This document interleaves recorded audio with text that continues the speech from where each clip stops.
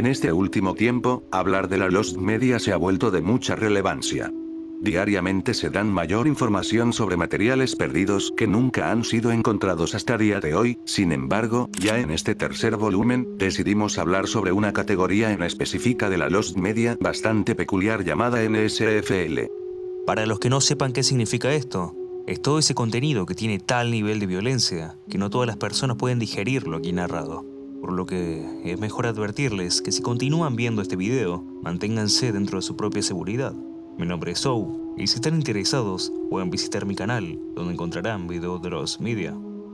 Sin nada más que agregar, esto es Lost Media, Not Safe for Work.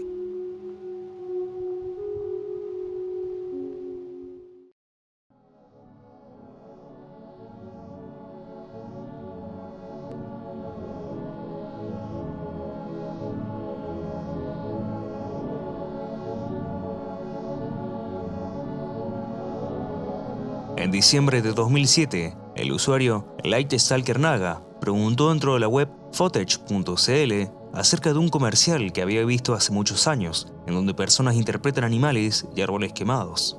Igualmente, con el tiempo no se obtuvieron avances en el caso, hasta que una cuenta de Instagram subió 2 comerciales que fueron titulados como los más perturbadores del país de Chile.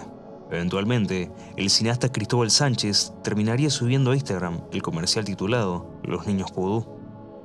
La persona terminó comentando que su padre fue el guionista y quien trabajó al lado de los artistas Darika Guevara y Stanley Gosansky en una campaña para la Corporación Nacional Forestal entre los años de 1994 y 1998.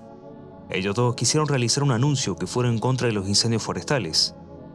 El anuncio era una forma fuerte y cruda de mostrar lo que le sucedía a los animales cuando este tipo de accidentes ocurrían en los bosques, en el caso de un incendio forestal.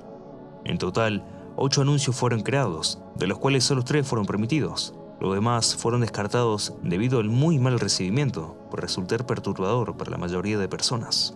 Aunque no hablaré de todos los que salieron al aire, comentaré el más importante y recordado de los 3, los niños vudú. En el comercial se muestran 3 personas desnudas cubriéndose los ojos, orejas y boca respectivamente, mientras frente a ellos, personas vestidas de árboles se queman y se mueven aterradas. Ahí es cuando un niño disfrazado como un vudú se ve perdido, asustado de la escena sin saber a dónde correr, quedando atrapado entre las llamas. Las 3 personas vuelven a aparecer con la frase: cuando permites la destrucción del bosque, algo en ti desaparece. Y terminando por mostrar que las personas en realidad no tenían orejas, boca ni ojos. Y acabando con la frase: un testigo que calla es un cómplice, dejando como mensaje que la negligencia puede perjudicar a nuestro medio ambiente por no actuar y quedarse callado.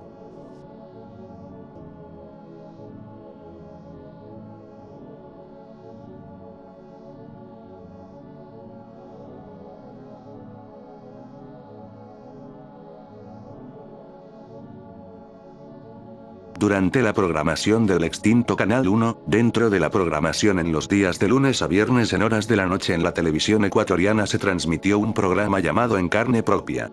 Este era dirigido principalmente por el periodista José Delgado, quien presentaba la programación y hablaba de los casos que hablaría que en su mayoría eran temas del país como la drogadicción, alcoholismo y violencia.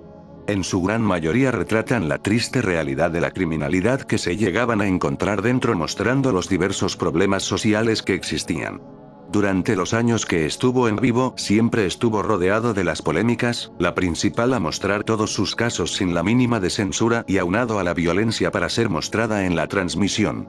Más que ser un medio de reflexión o documentación, resultaba ser un espacio amarillista en donde ilustrar la violencia y sin problema demostrar las situaciones más gráficas e inadecuadas. Fue así que las personas realizaron un boicot al programa para que fuese cancelado por promover a la violencia, lo que causó que su rating en los últimos años y con el problema en el 2020 con el COVID-19 haría que con el cierre de la cadena de Canal 1 el programa se dejará de mostrar en la televisión ecuatoriana. Aunque el programa durará por mucho tiempo, después del cierre de su canal de transmisión quedaría completamente perdido. La gran parte del material que aún se puede encontrar es el que fue publicado dentro de sus redes sociales como Facebook y YouTube, pero la gran mayoría de este no se tratan más de cortos y reportajes a algunas personas. También se habla de cómo las plataformas fueron eliminando sus vídeos por su alto índice de material gráfico y lenguaje inapropiado, aunque más allá lo que quedó de este programa es muy poco y muy difícil de encontrar tras el cierre de Canal 1. Mañana se repite el ataque contra Puerto Argentino con mucha mayor intensidad. Antes habían sido 2 aviones que habían bombardeado el aeropuerto con escasa suerte. Pequeño contexto previo. Argentina, 1982. El país estaba pasando por una fuerte dictadura militar, que por fortuna faltó poco tiempo para que llegue a su fin. El pueblo argentino no estaba contento con el gobierno. El presidente de aquel momento, Leopoldo Galtieri, como si se tratara de un manotazo de ahogado, quiso que el pueblo volviera a apoyar al gobierno militar, recurriendo al patriotismo y orgullo nacional al querer recuperar las Islas Malvinas, que en aquel momento estaban siendo usurpadas por Inglaterra. El conflicto no tardó en agravarse. Esta guerra duraría poco más de 3 meses, iniciando el 2 de abril y finalizando el 14 de junio. Lamentablemente, el gobierno militar no logró su objetivo, costándole la vida a más de 600 soldados argentinos. Durante el periodo que duró la guerra, los noticieros se encargaron de documentar cada segundo que pasaba de este conflicto, aunque por culpa de la dictadura, gran parte de este material fue destruido. Y no solo eso, sino que muchos periodistas fueron secuestrados o asesinados. Es acá donde entra el juego el periodista Nicolás Casanciu, quien fue enviado a las Islas Malvinas junto a los soldados, pero con el único fin de documentar los sucesos de la guerra. Según cuenta Nicolás, el gobierno metió mucha mano en su trabajo, no solo restringiendo lo que podía grabar, sino que posteriormente la junta militar del país mandaría a desaparecer, entre comillas, gran parte del material que Nicolás había grabado. En total, fueron 120 horas de puras grabaciones de Malvinas que se perdieron. Mucho tiempo después, y sobre todo, cuando se dio a conocer esta historia, el periodista Carlos Clavel habló de la posibilidad de que una pequeña parte de este material no haya sido destruido del todo. Cabe la posibilidad de que alguna grabación no haya sido destruida y, en su defecto, fueran sustraídas por alguien. Por lo tanto, existe material inédito sobre la guerra de Malvinas allá afuera. Aunque el tiempo dirá si ese material sale a la luz, aunque quizás no lo haga nunca.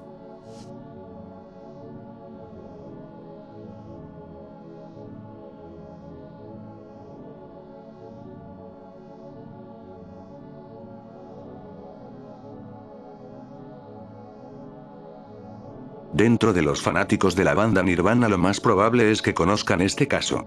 En el año en que esta muy reconocida agrupación dio nacimiento en 1987, estos fueron creciendo junto a los miembros de la banda. Sin embargo, algo a lo cual se limitó por mucho tiempo a un pequeño grupo selecto de fanáticos tuvieron por unos años fue una mini película realizada en el formato Super 8 hecha por Kurt Cobain y el bajista Chris Novoselic en 1984, mucho antes de siquiera haber creado Nirvana.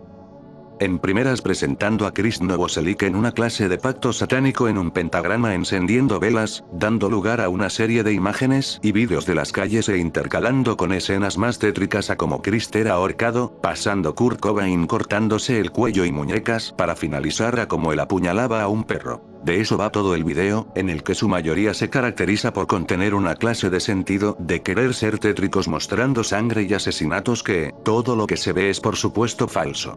Este cortometraje inclusive se llegó a comentar por medio del documental Cobain, montaje OCK en memoria del vocalista y líder de Nirvana lanzado en el 2014. No fue hasta el año anterior, en el 2013, en donde el usuario Kurmulgeon Nirvana encontró una copia y la liberaría en YouTube.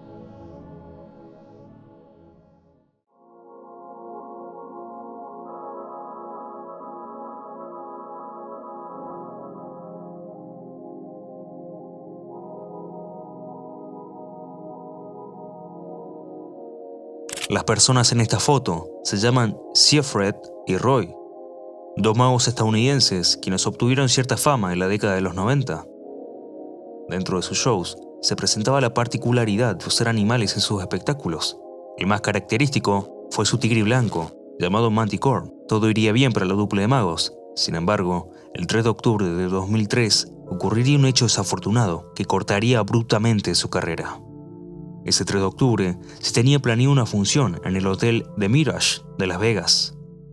Este transcurrió con normalidad, hasta que de un momento a otro, la mascota emblema del show, el tigre blanco, se abalanzó sobre Roy para atacarlo directo al cuello. Inmediatamente, el equipo del show acudió a separarlo del tigre y posteriormente socorrerlo. Roy sería trasladado a un hospital, pero debido a los ataques sufridos, el cuerpo de Roy quedaría con grandes secuelas.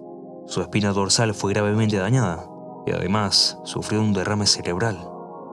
Lamentablemente, el mago terminaría en un estado casi paralítico, dando fin a su carrera. La gente del hotel The Mirage fueron los encargados de grabar todo el espectáculo, incluido el terrible ataque de Roy. Cuando la historia se dio a conocer, el propio hotel salió a hablar en representación, de donde mencionaron que el metraje no sería revelado por respeto a Roy, y a que esto podía unar al morbo de las personas por tan bochornoso acontecimiento, por lo que nunca revelarían su grabación, haciendo un caso prácticamente imposible de encontrar, y es mejor que sea de este modo por respeto a los perjudicados.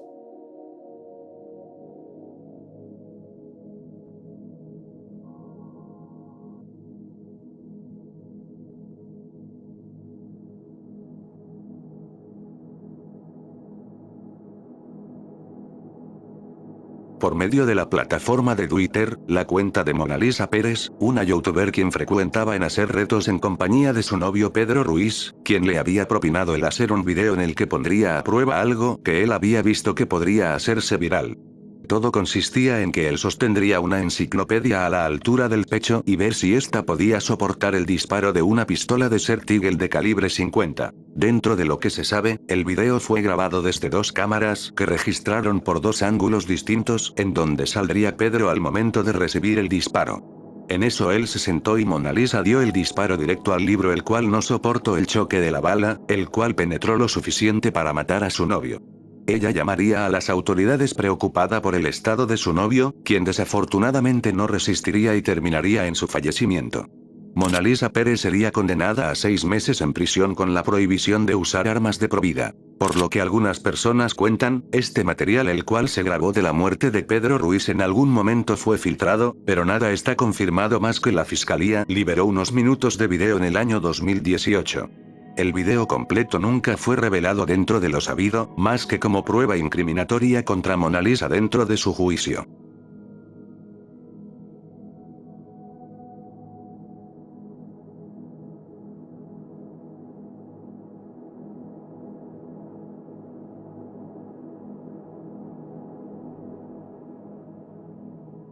Arelín Martínez fue una TikToker de 21 años, perteneciente a Chihuahua, México. Ella junto a su grupo de amigos intentarían crear un video viral, en el cual fingirían un secuestro. Lamentablemente, no resultó como planeaban.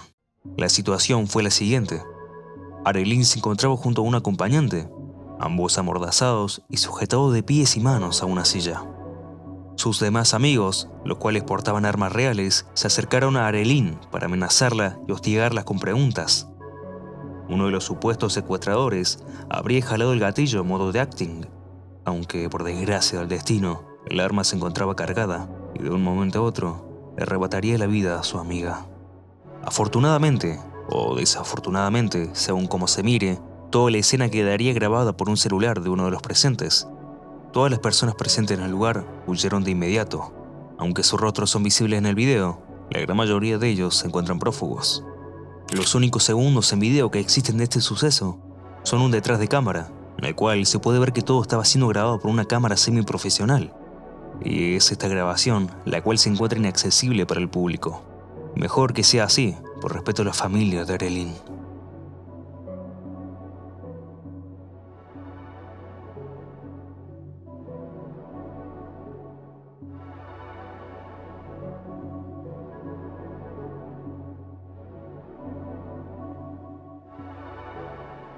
Dentro de Japón el mundo del deporte es un aspecto que es fuertemente aclamado y, una de sus figuras más reconocidas e importantes fue Mitsuhara Misawa.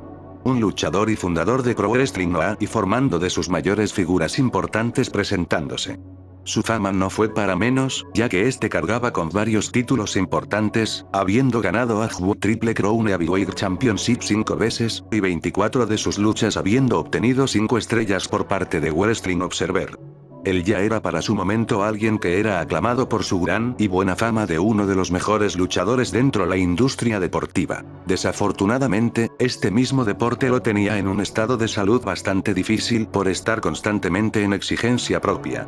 No fue hasta que, en el año 2009 donde retaría a una lucha de parejas de la GHC, a Kitoshi Saito y Bison Smith teniendo como su acompañante a Go Shiozaki. Aquí se lucharía por los títulos de sus contrincantes llevado a cabo el 13 de junio de 2009. En el encuentro, Misawa recibiría un suplex de Kitoshi Saito. En ese momento, al ver que este después de esto no parecía no responder, se detuvo de inmediato la lucha y llevarlo rápidamente a un hospital. Por desgracia, Mitsuhara Misawa falleció a sus 46 años de edad, sin revelar al público su razón de muerte. Si bien Misawa era el fundador de su empresa, no a su equipo se haría cargo de grabar todas sus luchas, incluyendo la de su desafortunada muerte. Esto mismo hizo que los encargados se negaron rotundamente a mostrar cómo pasó este hecho, sobre todo en manera de respeto por la figura importante y amada que era Mitsuhara Misawa. Únicamente dieron partes para ser mostradas dentro de los noticieros. También se sabe que, un usuario de nombre Kimidori 3 Takoyaki grabó toda la pelea. Se negó por las mismas razones, de tenerle un gran respeto al luchador, haciendo que este sea un material prácticamente imposible de encontrar y del cual, es mejor mantener oculto.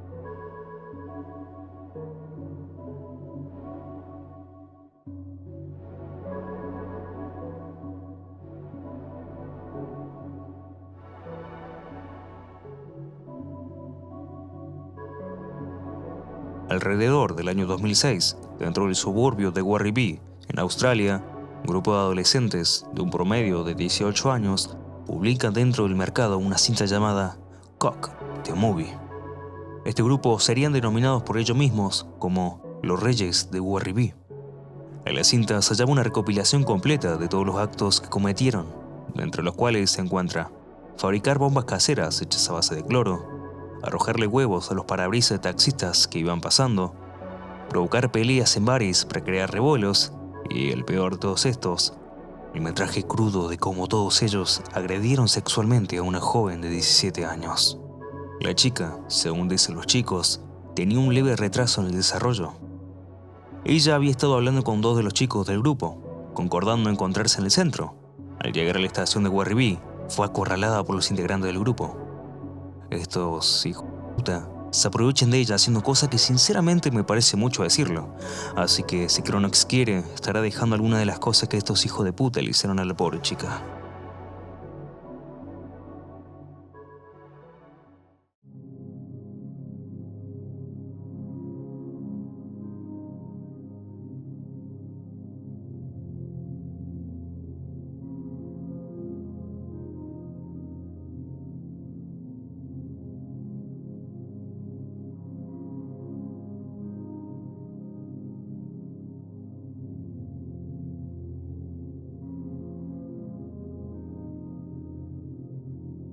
Durante el ataque, todo el grupo se burlaba de su apariencia y de su condición. Uno de ellos inclusive hablaría directo a la cámara y diría: ¿Qué carajo? Esta es la cosa más fea que he visto. Todos estos metrajes fueron vendidos por $5 y publicados posteriormente en YouTube en el año 2006, bajo el título de Pimp My Wife. Poco tiempo después, específicamente el 25 de octubre, el video sería eliminado de la plataforma. Gracias a que el metraje estuvo disponible un tiempo en internet, se pudo identificar a los agresores y posteriormente darle su merecido. Todos los integrantes, a excepción de uno, fueron arrestados y posteriormente sentenciados a cumplir condena en una cárcel, aunque no se hizo público el tiempo que estarían ahí. El chico que no fue encarcelado, por alguna razón que se me escapa de mi entendimiento, haría un rap en el cual deja en claro que no se arrepiente de nada de lo que hizo. No se sabe nada del paradero de este chico.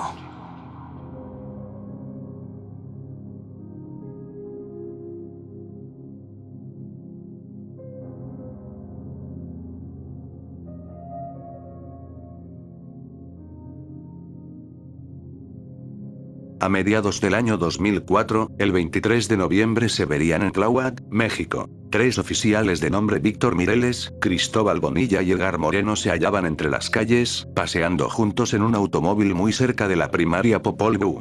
Los 3 en ese momento se encontraban en la investigación oficial en busca de averiguar si en la zona ocurrieron actos de narcomenudeo. Dentro de su acto laboral duraron un tiempo hasta que alrededor de las 6:30, un grupo de mujeres comenzaron a gritar como Víctor, Cristóbal y Edgar supuestamente habían estado tomándole fotos a los niños de la escuela y de haberlos visto secuestrar a 2 de ellos. En ese momento, las personas de los alrededores, incluyendo padres de familia, acorralaron a los 3 oficiales y empezaron un linchamiento público. En este acto las personas queriendo tomar justicia por propia mano los tomaron de manos para atarlos y golpearlos a puño limpio o con objetos como baits. En lo que esto se desarrollaba, los noticieros y medios de comunicación llegaron en poco tiempo para documentar la golpiza. En un momento al oficial Edgar Moreno lo amarraron en un poste para ser entrevistado. Ahí Edgar habló de cómo ellos se encontraban en un operativo oficial y que todo de lo que se les acusaba fue un llamamiento falso de parte de las mujeres que estaban pasando. Mientras todo sucedía, todos los hechos eran transmitidos por televisión. Al poco tiempo hasta un helicóptero llegó al lugar de manos del canal que entrevistó a Edgar Moreno mientras mostraba la escena tan violenta que se vivía en la calle en ese momento. Hasta el momento que llegaron los oficiales, que vale destacar, fue lo suficiente tarde como para que los golpes solo pudiera ser salvado tras terminar su entrevista. Los otros 2 oficiales, Víctor y Cristóbal, no pudieron ser llevados al hospital lo suficientemente rápido. Las grabaciones de ese día terminaron siendo pérdidas, únicamente se tienen las imágenes de qué sucedió de las que la hija de Edgar Moreno le tomó a su padre cuando fue entrevistado y algunas imágenes sueltas.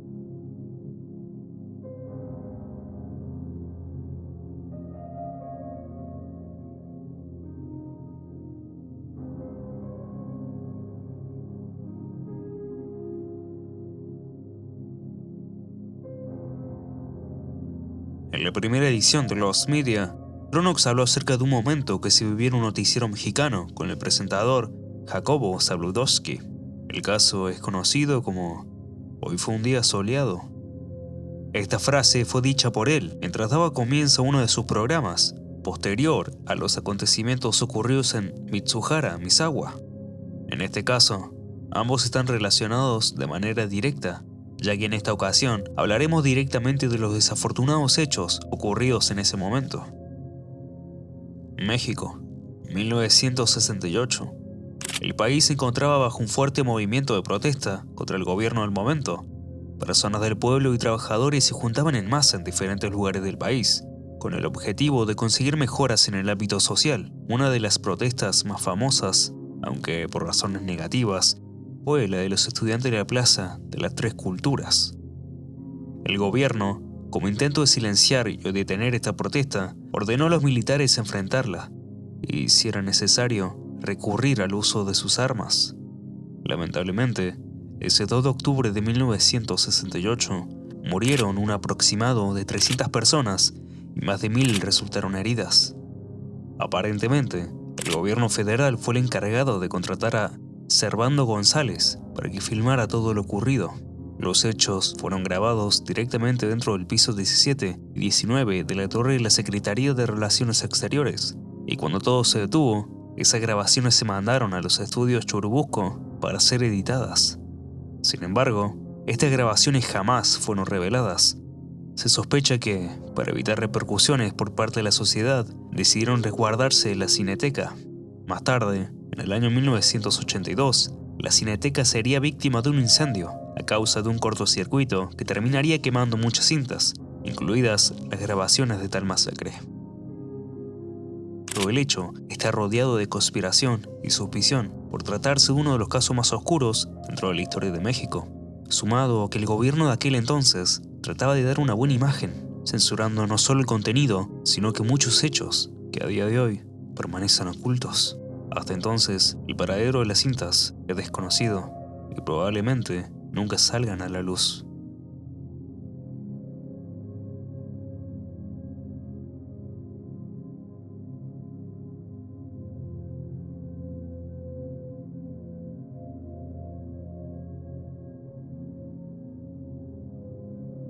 Dentro del material snuff, ya se ha hablado de cintas que, al igual que una gran parte, debido a su material se han perdido con el tiempo. En este caso rodeaba a Amanda Fielding, científica, artista y persona dedicada a la rehabilitación de estupefacientes y psicoactivos. Aunque dentro de sus labores fueran de los más normales, ella era también una practicante de pruebas de sobre la trepanación. Un proceso de una pseudomedicina en la que se tiene la creencia que, al cortar o penetrar el cráneo y dejar un orificio se pueden aliviar ciertos síntomas cerebrales. Sus resultados nunca han sido muy prometedores, por lo que no se recomienda en lo absoluto y al contrario, se han presentado más casos en el que el paciente queda con secuelas graves. Por lo que se tiene entendido, ella al estudiar sobre la mente y los resultados posibles al realizar una trepanación, ella intentó experimentarlo por sí misma. En busca de algún médico no encontró a nadie dispuesto a hacerse este proceso, por lo que ella quiso el realizarlo por ella misma.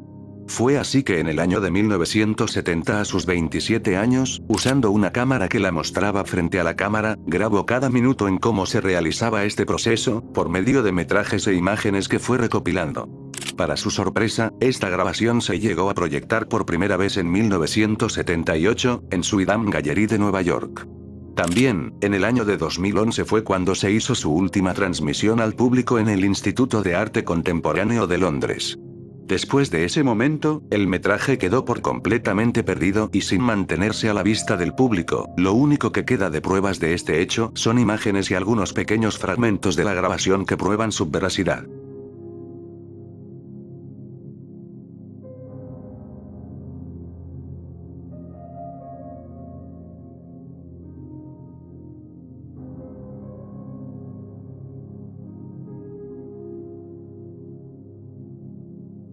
El 14 de marzo de 1989, Malk Kilroy, un joven de 21 años, se hallaba estudiando para poder convertirse en un doctor titulado, aunque lamentablemente sería capturado por la banda de narcos satánicos. Una agrupación liderada por el cubano Adolfo de Jesús Constanzo, quien tenía los sobrenombres de El Matamoros, Jefe Brujo. Entre los años en los que estuvo activo, se caracterizó por ser un practicante de diferentes tipos de brujería vudú, pertenecientes a África. Constanzo, en compañía de su pareja, Sara Aldrete, fundaron el grupo de los narcos satánicos, quienes en compañía de miembros que fueron reclutando con el tiempo, se dedicaban a realizar diferentes rituales satánicos, además de torturar, mutilar y asesinar. Este grupo se encargó de capturar a Kilroy y ofrecerlo en uno de sus rituales. Este evento atrajo un gran interés gubernamental, tanto de los Estados Unidos como de México. Gracias a la investigación de una serie de misteriosas desapariciones, se pudo encontrar a algunos de los miembros de este grupo, y no solo eso, sino que también los restos de Kilroy y otras víctimas. Al investigar a Constanzo, el líder del grupo, se encontraron con la sorpresa de que había cometido más de 16 homicidios, aunque todavía se sospecha que pudieron haber sido más de 26 víctimas. Los medios se encargaron de cubrir esta noticia. Gracias a algunos policías y otros periodistas, se lograron recuperar algunos fragmentos de los hechos, convirtiéndose en noticia incluso afuera del país de México. Las grabaciones fueron tomadas por los respectivos oficiales, mas nunca se revelaron ni serán abiertas al público. Por respeto a las víctimas, ojalá que este material nunca salga a la luz y quede como está, oculto para siempre.